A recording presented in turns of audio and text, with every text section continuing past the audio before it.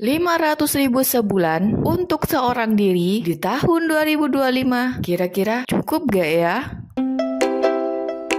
Ngitung yuk. Assalamualaikum Taretan, jumpa lagi sama aku. Sebelumnya aku ucapin terima kasih buat teman-teman yang sudah sharing-sharing pengalaman teman-teman di kolom komentar video-video aku yang beraneka ragam.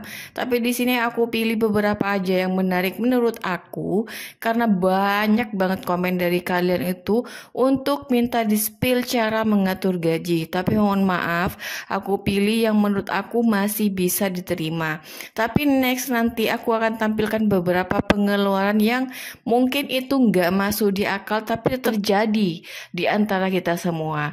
Oke, lanjut aja di videonya. Di sini aku menerima sebuah pertanyaan dari seorang ibu hebat lagi, dimana di sini kita sebut aja Miss KD, tapi bukan Krisdayanti artis itu ya, beda lagi ceritanya. Nah, dia itu seorang janda tapi nggak punya anak, alias dia itu seorang diri saja. Nah, di sini dia itu bilang kalau dia itu berpenghasilan 500.000 per bulan karena dia bekerja sebagai pengantar anak, di mana dia itu menganterin anak tetangganya ke sekolah yang dekat dari rumahnya. Nah, untuk pengeluarannya sendiri yaitu ada PLN PDAM senilai 100.000 per bulan, arisan 10.000 per minggu, kemudian ada pengeluaran untuk senam 10.000 per minggu, pengajian 10.000 per 2 minggu, cicilan HP 50.000 per bulan, hutang, lagi-lagi namanya hutang ya, gak seru kalau gak ada hutang 500.000, dan lagi di sini ada kuota, kemudian ada cicilan mekar 50.000 per bulan. Dan untuk masalahnya sendiri, kalau makan kadang beli, kadang juga ke saudara terdekat. Nah, yang jadi pertanyaan besarnya, bingungnya karena dia itu sudah jualan gorengan tapi masih aja merasa rugi karena modalnya pun juga hilang, dan tiap hari bingung cari uang kemana lagi walaupun sudah punya penghasilan bulanan. Langsung tanpa basa-basi di sini, sebelum kita mengoreksi satu persatu, ayo kita cari tahu dulu berapa total pengeluaran yang sudah dikeluarkan selama 1 bulan termasuk hutang yang ada di sini. Jadi dari list ini ayo kita cari tahu dalam sebulan ini kira-kira nyampe 500.000 kah atau melebihi dari penghasilan bulanan. Yang pertama di sini untuk PLN PDAM, aku anggap aja ini untuk keuangan yang normal-normal aja. Tapi kalau memang bisa dihemat ya monggo dibuat lebih hemat lagi. Kemudian ada arisan 10.000 per minggu. Itu artinya kalau dalam sebulan butuh 4 kali pembayaran yang dimana sebulannya 40.000. Kemudian untuk senam 10.000 per minggu, 1 bulannya yaitu 40.000. Kemudian untuk pengajian, kalau dalam sebulan itu artinya kita kalikan 2 dulu, kemudian kita ketemu totalnya 20.000 selama 1 bulan. Cicilan HP 50.000 per bulan, aku nggak tahu ini mau sampai berapa bulan. Dan untuk hutangnya sendiri 500.000, jangan dianggurin tapi dibayarin. Untuk cicilan mekarnya juga tetap seperti biasa dan kita tarik garis besarnya dan kita total semuanya. Wah, kalau kayak gini sih namanya sudah over budget dari penghasilan yang ada. Nah, gimana caranya untuk supaya lebih tentram dan damai dalam mengatur keuangan? Yuk langsung kita ke pembukuannya. Nah, seperti biasa kalau sudah dengan pembukuan, kalau bisa pembukuan itu bukan cuma untuk yang punya suami ataupun punya anak doang. Walaupun teman-teman hidup seorang diri, wajib juga punya buku catatan pribadi tentang keuangan, karena walaupun kita sendiri itu kadang kita itu mikirnya seenak jidat kita, ya aku cuma sendirian doang, gak butuh kali ya pembukuan. Salah, yang ada itu kebanyakan karena kita merasa sendiri, jadi kita merasa bebas untuk mengeluarkan uang apa aja. Nah, itu yang jadi masalahnya. Langsung saja di sini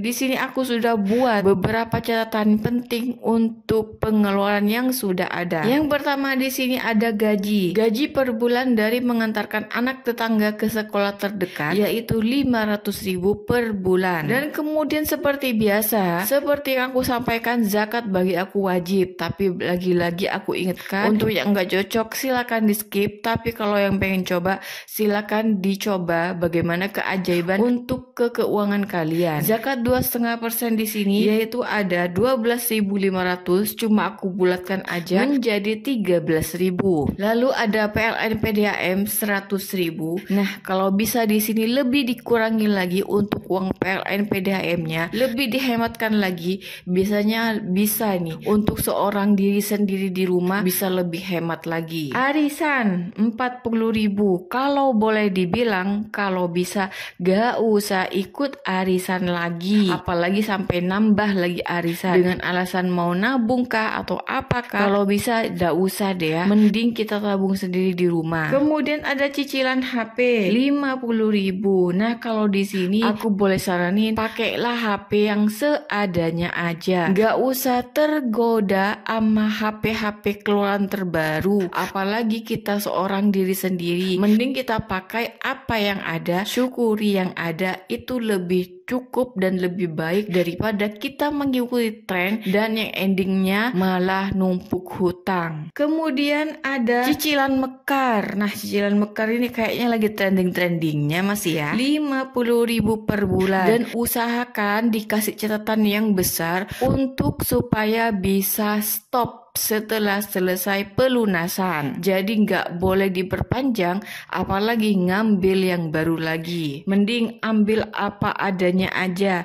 Hidup sederhana itu lebih baik daripada hidup mewah tapi hutang di mana-mana. Untuk hutang yang 500.000 di sini, kita coba cicilkan selama 10 kali, di mana tiap bulannya 50.000 aja. Untuk 50.000 kayaknya lebih enteng ya daripada kita harus langsung bayar 500.000. Itu kayaknya mumet banget di kepala. Kemudian di sini ada kuota. Di sini aku pangkas menjadi 100.000 per bulan aja. Kalau bisa untuk kuota jangan terlalu banyak boros-boros banget lah ya. Untuk aplikasi digunakan seminimal mungkin. Jadi jangan sampai terlalu berlebihan juga gitu. Mending kita isi waktu kita itu dengan waktu-waktu yang lebih bermanfaat. Dan dari pengeluaran ini, siapa nih yang gak sadar kalau ada pengeluaran untuk senam dan pengajian tapi nggak aku tulis. Nah, di sini aku contohkan, seandainya jika kita tidak ikut senam atau pengajian, ya kita bisa mendapatkan sisa dari pengeluaran ini semua, yaitu senilai 97.000.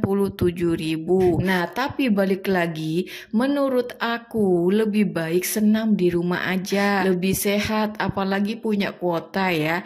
Tinggal di-download satu aja yang cocok, kemudian dipraktekkan di rumah, itu sudah lebih cukup daripada kita ikut ke sanggar senam yang dimana uangnya itu eman bisa dipakai untuk yang lain. Dan untuk pengajian juga, kalau memang nggak mampu jangan dipaksakan ikut pengajian atau perkumpulan apa aja, mending ngaji di rumah aja, lebih sederhana dan lebih khidmat untuk kita sendiri.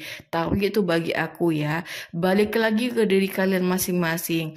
Terkadang banyak orang itu pengen ikut pengajian, ikut senam, ikut perkumpulan apa macam-macam, itu tuh hanya sekedar pengen hahaha atau ingin samaan dengan tetangga terdekat gitu ya. Kayaknya nggak gaul kalau nggak ngumpul sama mereka. Ya balik lagi amanat masing-masing. Kalau aku pribadi lebih baik dicari manfaat yang terbesarnya. Kalau memang nggak mampu ya jangan dipaksain. Mending di rumah aja, uangnya bisa dipakai untuk hal-hal yang lebih bermanfaat. Dan di sini ada sisa senilai 97.000. Nah, untuk sisa di sini bisa dipakai untuk biaya tambahan makanan atau bisa dialokasikan untuk tabungan. Nah, aku anggap aja 97.000 ini untuk mengalokasikan ke tabungan. Jadi tiap bulannya punya tabungan 97.000. Lalu bagaimana untuk makannya? Nah, kalau makannya sendiri bisa diakali dengan menambah penghasilan. Nah, bagi kita kalau kita sudah terbiasa untuk memanage keuangan, kita itu bisa tahu,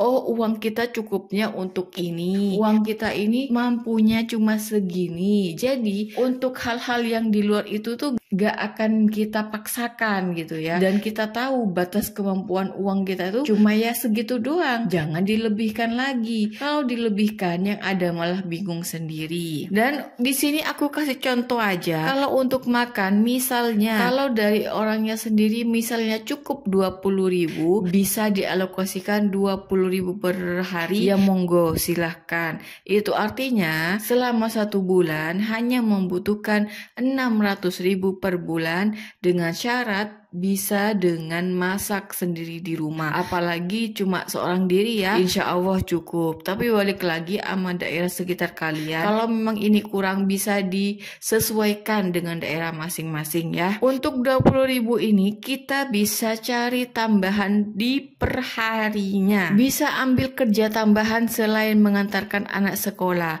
Nah kalau mengantarkan anak sekolah PAUD itu kan cuma kisaran paling lama jam 10 atau jam 11 gitu ya. Nah di luar itu bisa tambah untuk menambah ambil cucian atau enggak ngurir atau enggak lagi ya bantu-bantu beresin rumah tetangga yang dimana gajinya per hari. Dan untuk solusi gimana caranya, karena dia itu sudah jualan gorengan tapi yang ada malah modal dan untungnya habis. Nah kalau sudah seperti itu jangan dilanjutkan. Itu artinya bunda nggak cocok untuk jualan seperti itu. Lebih cocok lagi bunda itu jualan jasa aja. Mending jualan jasa daripada jualan yang mengeluarkan modal. Kalau mengeluarkan jasa itu hanya jasa kita doang yang kita pakai, gak ada modal uang lagi. Dan yang kita dapatkan malah untung dan kita cuma ngeluarin jasa tapi bisa menghasilkan duit. Nah itu lebih baik ya. Jadi jangan lagi dilanjutkan untuk menjual gorengan. Jadi itu aja dari aku. Intinya kalau bisa lebih mensyukuri nikmat yang ada, hindari hutang yang berlebihan, dan jual jasa semampunya. Syukur-syukur dalam sehari bisa dapat 50.000 atau malah lebih, itu lebih baik lagi. Oke, sekian aja video dari aku, semoga terbantu. Jangan lupa share ke teman-teman kalian, siapa tahu video ini bisa membantu teman-teman kalian dan kalian bisa mendapatkan pahala jariah karena sudah secara tidak langsung membantu teman-teman di luar sana yang merasa kesulitan dalam mengatur perekonomian rumah tangga. Sekian aja dari aku. Wassalamualaikum warahmatullahi wabarakatuh. Tetap semangat dan tetap berpikir positif bahwa rezeki itu gampang didapat.